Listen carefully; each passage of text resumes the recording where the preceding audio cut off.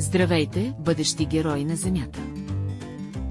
Изправили ли сте се някога пред предизвикателство, което изглежда малко, но се чувства като голямо приключение?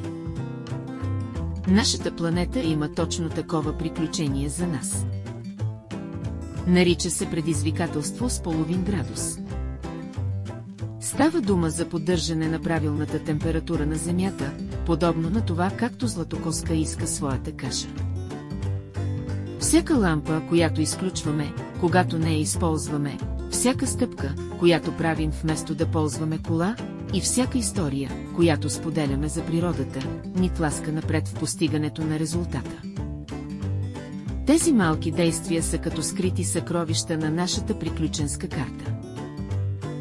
И така, с нашите приключенски обувки и компаси в ръка, готови ли сме да помогнем на Земята да остане здрава и зелена? Всяко действие има значение и заедно, нашето пътуване става легендарно.